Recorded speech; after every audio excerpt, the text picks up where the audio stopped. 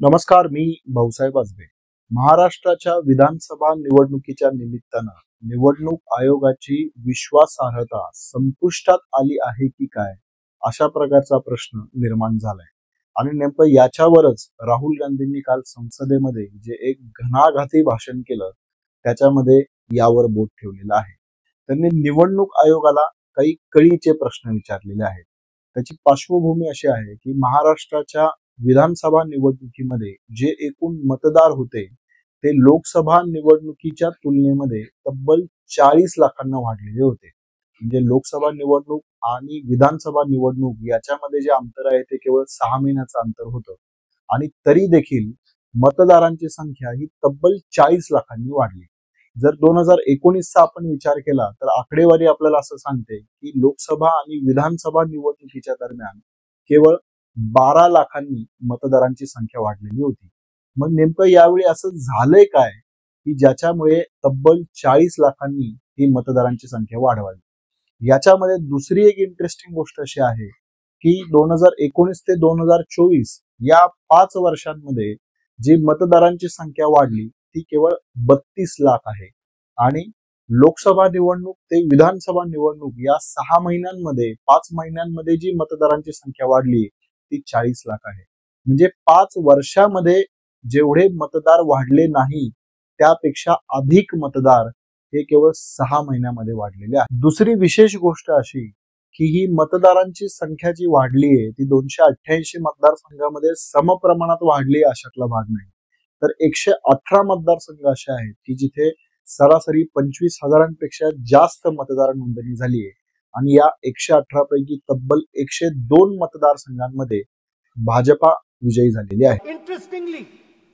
Interestingly, the new voters are mostly in the constituencies that the BJP has swept. Rahul Gandhi असं म्हणाले की शिर्डी मधल्या एकाच पत्त्यावर तब्बल 7,000 मतदारांची नोंदणी झालेलं आढळून आलेलं आहे. सर, एक बिल्डिंग है सर शिरडी में, एक बिल्डिंग में 7,000 नए वोटर एक बिल्डिंग में ऐड हुए सर. त्यामुळे याच्यातून खरोखर हा प्रश्न निर्माण झालाय की हे जे अधिकचे 40 लाख मतदार जे नोंदवले गेलेले आहेत ते महाराष्ट्रातलेच आहेत का, की ते बोगस आहेत, की ते परराज्यातले आहेत. यातला दुसरा महत्वाचा मुद्दा असा की लोकसभा निवडणुकीमध्ये जेवढ्या मतदारांनी मतदान केलं त्यापेक्षा 75 लाख अधिक मतदारांनी विधानसभेमध्ये मतदान केलं. 2019 मध्ये जर आपण विचार केला असेल लक्षात येतं की लोकसभेच्या तुलनेत विधानसभेला केवळ 10 लाखांनी मतदान वाढलेलं होतं. मग या 5 वर्षात नेमकं असं झालंय काय की इतक्या मोठ्या प्रमाणामध्ये मतदान देखील वाढावं. Population of Himachal Pradesh has voted extra has voted in Maharashtra. आणि त्यातही गंभीर अशी गोष्ट की संध्याकाळी 6 नंतर जे मतदान झालेलं आहे ते देखील नेमकं 75 ते 76 लाख एवढंच आहे.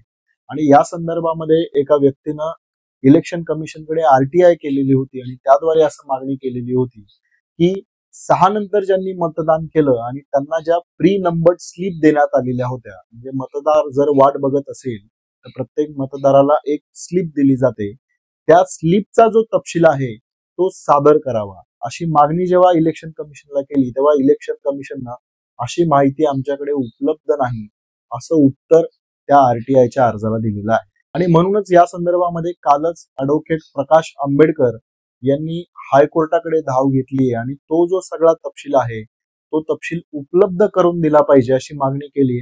त्या संदर्भानं हायकोर्टनं निवडणूक आयोगाला 2 आठवड्यामध्ये उत्तर द्यावं असे देखील आदेश दिलेले आहेत.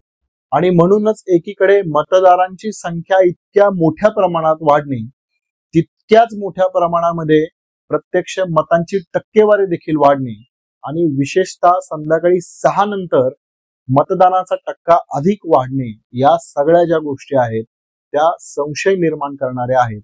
आणि म्हणून या संदर्भामध्ये निवडणूक आयोगानं सर्व जो तपशील आहे तो अत्यंत पारदर्शीपणे समोर मांडणं गरजेचं आहे. हा तपशील सादर करण्यामध्ये निवडणूक आयोग चालढकल करतोय आणि त्याच्यामुळे या निवडणूक प्रक्रियेभोवतीचा जो संशय आहे तो अधिक वाढत चाललाय हे देखील इथं आपण लक्षात घ्यायला हवं. या सगळ्या संदर्भामध्ये राहुल गांधींनी आपल्या भाषणामध्ये उपाय देखील सांगितलेला आहे. उपाय एकदम सोपा आहे. तो असा आहे की 2024 ची जी लोकसभा निवडणूक झाली त्याच्यामध्ये जी मतदार यादी होती त्यातील मतदार त्यांच्या पत्त्यासह तो तपशील सादर करणे आणि दुसरं विधानसभा निवडणूक जी झाली त्याची जी मतदार यादी होती त्यातील सगळे मतदार आणि त्यांचे पत्ते हा सगळा जो तपशील आहे तो निवडणूक आयोगानं जर दिला तर हा जो काही संशय निर्माण झालेला आहे त्याचं निराकरण होईल. पण त्याचबरोबर राहुल गांधींनी हा देखील विश्वास प्रकट केलाय की निवडणूक आयोग हा तपशील आपल्याला सादर करणार नाही. याचा अर्थच असा होतो की ही सगळी पूर्ण जी निवडणूक प्रक्रिया आहे ती निवडणूक प्रक्रिया संशयाच्या भोवऱ्यामध्ये सापडलेली आहे. I am saying on the floor of the House that the Election Commission has to give the data of the Maharashtra elections to the Congress Party, to the Shiv Sena and to the NCP so that we can see exactly where these voters have been added, who has been subtracted, who has been added, where they have been added. This is not a irresponsible request. This is a very simple request for them to fulfill. निवडणूक आयोगाच्या एकूणच व्यवहाराविषयी संशय निर्माण करणारी अजून एक जी गोष्ट आहे ज्याचा उल्लेख राहुल गांधींनी या भाषणामध्ये केला ती गोष्ट अशी की पूर्वी निवडणूक आयोगाचे जे इलेक्शन कमिशनर आहेत त्यांची नियुक्त करणाऱ्या समितीमध्ये सर्वोच्च न्यायालयाचे सरन्यायाधीश देखील होते. परंतु लोकसभा निवडणुकीच्या बरोबर आधी त्या प्रक्रियेमध्ये बदल करण्यात आला आणि सरन्यायाधीशांना त्या समितीमधून काढून टाकण्यात आले. आणि त्यानंतर जर इलेक्शन कमिशनचा एकूण जो आपण व्यवहार पाहिला तर तो शंका निर्माण करणारा असाच आहे. म्हणजे महाराष्ट्राची निवडणूकही पहा, आतापर्यंत हरियाणा बरोबर महाराष्ट्राची निवडणूक होत होती. यावेळी मात्र हरियाणाची निवडणूक वेळेवर घेण्यात आली, महाराष्ट्राची निवडणूक मात्र 1 महिना उशिरा घेण्यात आली. आणि त्यामुळेच निवडणूक आयोगाचा जो व्यवहार आहे तो आता खरोखरच निष्पक्ष राहू शकेल का, तो खरंच इंडिपेंडन्स किंवा स्वतंत्र बुद्धीने होऊ शकेल का याच्याविषयी देखील शंका निर्माण झालीये. कारण इलेक्शन कमिशनरची जी नियुक्ती आहे त्याच्यावरती केंद्र सरकारचाच प्रभाव आहे आणि म्हणूनच निवडणूक प्रक्रियेवरती लोकांचा जो विश्वास आहे तो जर टिकून ठेवायचा असेल, तो जर अबाधित ठेवायचा असेल तर इलेक्शन कमिशनला राहुल गांधींनी जे प्रश्न उपस्थित केले त्या प्रश्नांची उत्तरं द्यावी लागतील. केंद्र सरकारनं भाजपने देखील त्यांनी ती उत्तरं द्यावी अशीच भूमिका घेतली पाहिजे. जर या गोष्टीमध्ये संशयास्पद काही नसेल आणि आपला यात काही हात नसेल असा जर ठाम दावा भाजपचा आणि केंद्र सरकारचा असेल तर या बाबतीत राहुल गांधींच्या मागणीला पाठिंबा द्यायला त्यांची काहीच हरकत नसली पाहिजे.